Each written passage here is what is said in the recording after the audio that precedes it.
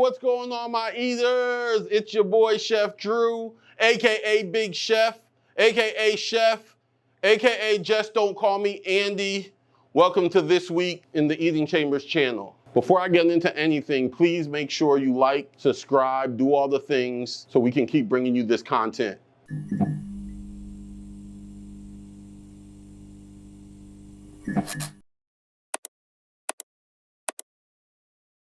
When I think about motivators, I'm talking about the things that keep you going, the things that motivate you and move you internally. For me, the top three, which we'll be talking about over the next 3 videos, knowing your why, identifying and knowing who your cheerleaders are, your personal cheerleaders, and your faith, believing in something higher than yourself when you have nothing else to lean on. But for this week, we're gonna focus on knowing the why. So guys, you heard me talk about previously value proposition and really drilling down on what makes your business different.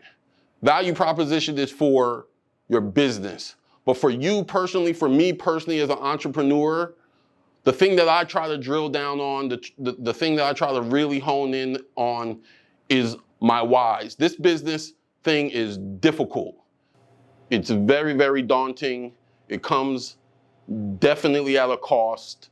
And sometimes the road to entrepreneurship, grassroots entrepreneurship, for me specifically, culinary entrepreneurship, can be very, very treacherous. My wife, my kids, my loved ones, I have an innate desire to be financially free and to be extremely generous. These are the things that motivate me as I navigate my business. These are the things that for me and for you, when you're considering them, should be the things that are non-negotiable, should be the things that make your business plan A and plan A only. There is no plan B for me. When I think about my business now, there was a time when the hard times would come and things weren't looking like how I wanted them to look, or things weren't feeling how I wanted them to feel. I would start getting down and I would start being depressed and all of this stuff. And I remember one time I talked to my business partner and he said, Drew, listen, there are things that are in our lives that are non-negotiables. What are those things in your life? The first thing that I said are my wife and my kids. He said, exactly. He said, so at this point right now, Drew, you need to ask yourself, is your business just a thing? Is it just a hobby, something you're doing? Or is it a non-negotiable? Just like your wife, just like your kids, just like your family and your loved ones.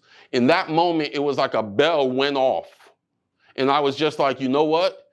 You're absolutely right. From that day till today, I've no longer struggled really with, should I be doing this? From that day till today, it's simply been, this is gonna happen, this has to happen because of these reasons, because there is no other choice, because my wife is depending on me, because my kids are depending on me, because I've sacrificed so much. At this point, guys, my entrepreneurial endeavors have been over a decade of my life. You know, in addition to those things, quite honestly, I want financial freedom. And like I said, let me reiterate this enough. There is no plan B. Someone told me a cliche one time, and it says, if you have a plan B, you will use your plan B. At that point, I chucked my plan B out the window. Right now, there is plan A and plan A only. For me personally, that is Pink's Barbecue and the Eating Chambers channel. What are your whys? What are the things that move you? What are the things that make your business a non-negotiable? It is said, more money, more problems. New levels, new devils. As your business grows, these roads can become very, very difficult to navigate. There will be times that are very, very dark and lonely. There will be times where you just plain out doubt yourself and question yourself. Your whys, these whys that I spoke about, figure out what they are for you. These are the things that help you navigate through those dark times, through those valleys, through those times of confusion. It's not if they come, it's when they come. These whys will help you deal with them. As you think about these things, ask yourself, what are the things that make your business a calling and not just a career? My eaters, thank you so much for being here with me this week. If you don't take anything else away from this video, take this. Drill down, figure out what your why is. What is the thing pushing you to doing what you're doing? For me, it's culinary stuff. For you, it might be making widgets or whatever. In either case, drill down on your why. Figure out the things that push you when nothing is happening the way you want. Thank you so much, guys, for tuning in this week. Remember, we are always, always, always here to educate you, excite you, and empower you into doing what you are called to do. Until next time, please, please, please like, subscribe, do all the things, and we'll see you then.